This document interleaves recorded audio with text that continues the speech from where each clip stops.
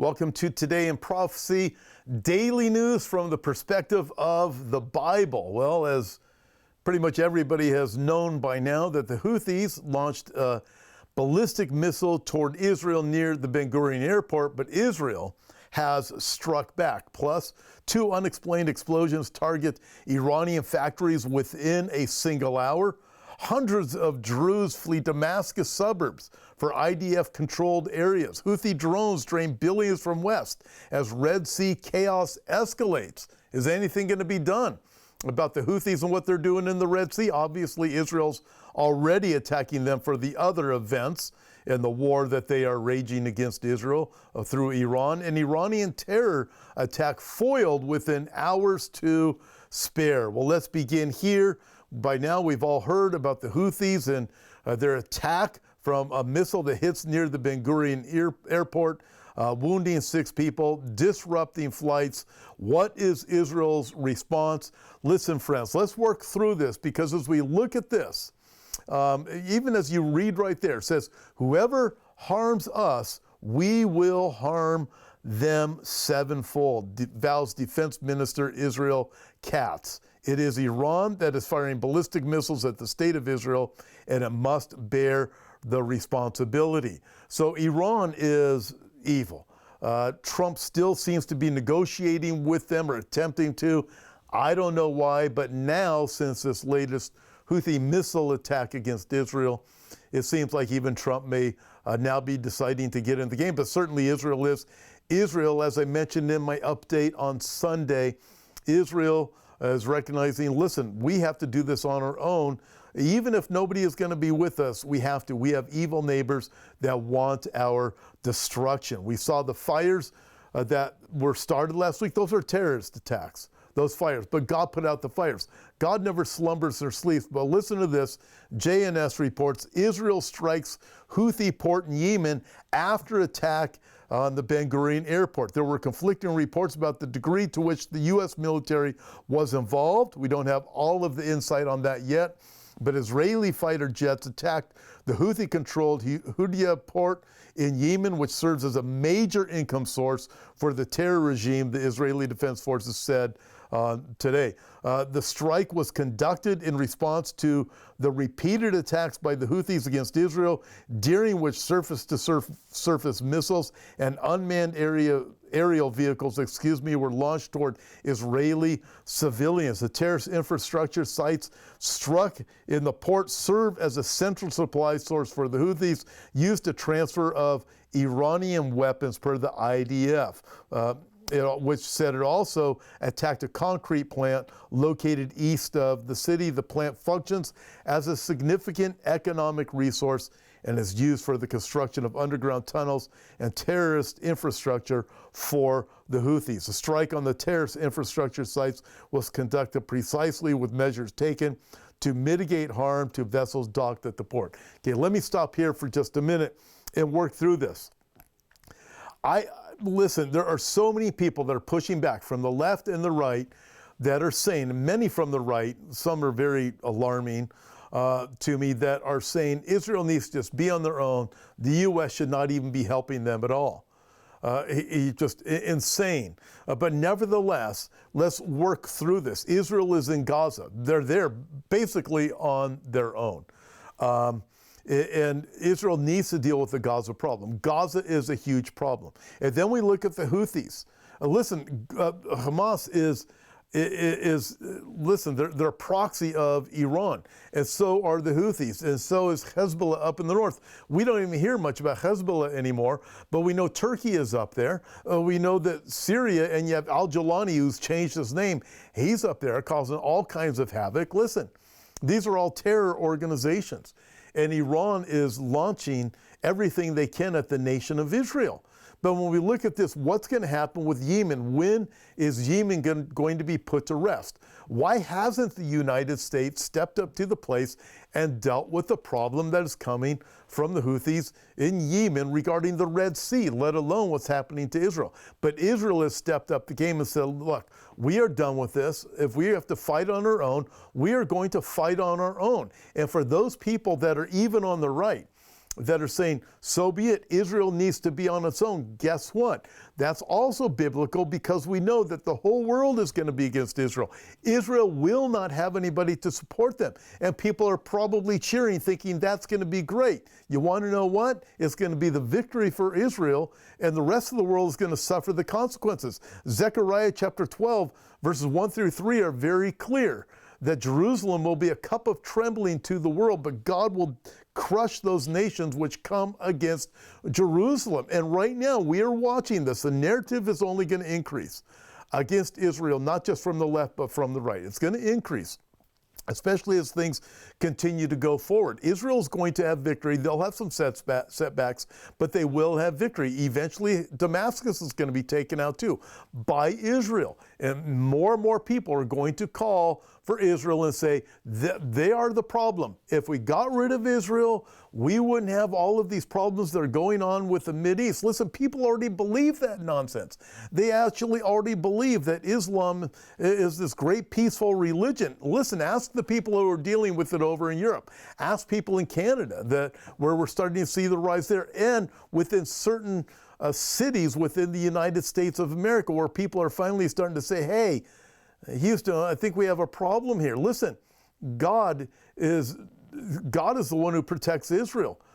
Many people say God is done with Israel. Is God done with Israel? No, he isn't.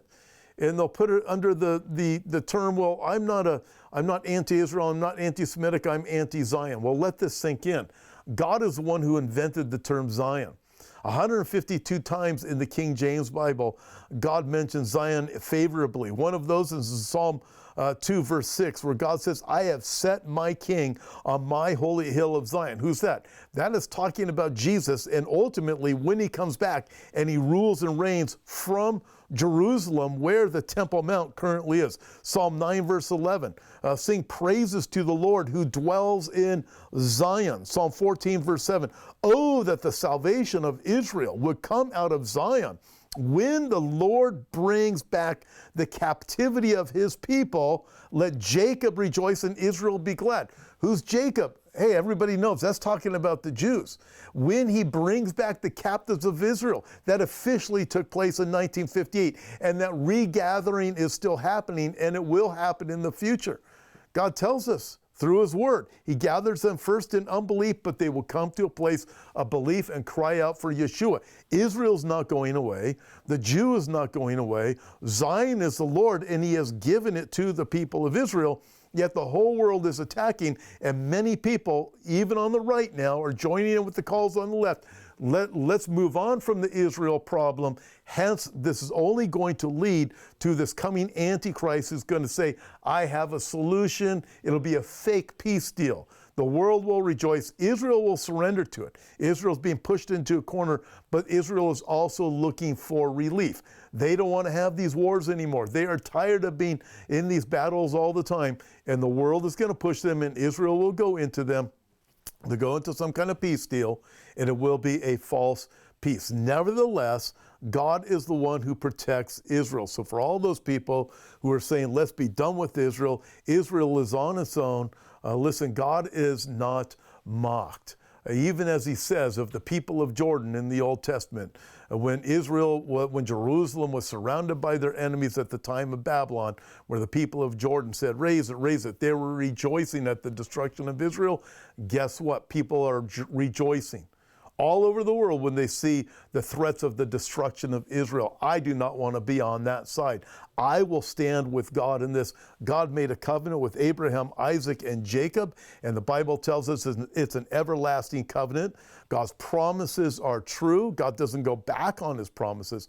God keeps his word. He's not a covenant breaker. He's a covenant maker and a covenant keeper. Moving on from there, World Israel News reports 2 unexplained explosions target Iranian factories within a single hour. On Sunday night, 2 explosions mysteriously targeted Iranian factories within an hour. The blasts follow a series of inexplicable explosions and fires that raise safety concerns and could be a sign of sabotage. The first explosion injured 5 people and at a petrochemical plant in the industrial section of the Iranian city of Qom. No cause was identified. The second blast followed less than an hour later. It occurred at a motorcycle factory in northern city of Mashhad, where it set fire to supplies of cardboard and tires. Firefighters extinguished the blaze at the factory, but they have not yet reported the number of casualties or the cause of the explosion. Very interesting as you look at this, regardless of what the reason was for those explosions, just like God sent rain to Israel when the fires were lit by terrorists to burn the Jewish areas, not to burn the areas of where Hebron is and where Nablus is, those two Arab strongholds within Judea and Samaria. The fires weren't there. They were in the Jewish areas, but God sent rain. God has given Israel victory after victory after victory. And again, they're going after Yemen, and now you watch what's going on in Iran. Whatever the cause was of these explosions, maybe we'll know someday, maybe we won't know. But I-24 News reports hundreds of Druze flee Damascus suburbs for IDF-controlled areas. For decades, the Druze in Israel have shed blood alongside the Jewish majority and formed a brotherly covenant, but now that their actual brothers in Syria are being killed, Israel remains silent. That is what some are saying. At least 600 Syrian Druze from Sahana and Jamarna in the outskirts of Damascus have fled to the town of Hayder and its surrounding villages in southern Syria. I-24 News learned on Sunday in light of escalating violence against the local Druze community. The area of Hayder in the Kintira Governorate is currently under IDF control as part of the Israeli military presence in southwest Syria since the fall of the Assad regime. The source said there is much disappointment at the current Israeli response to the violence against Syrian Druze, which was committed by elements affiliated with the new Syrian government under President Assad.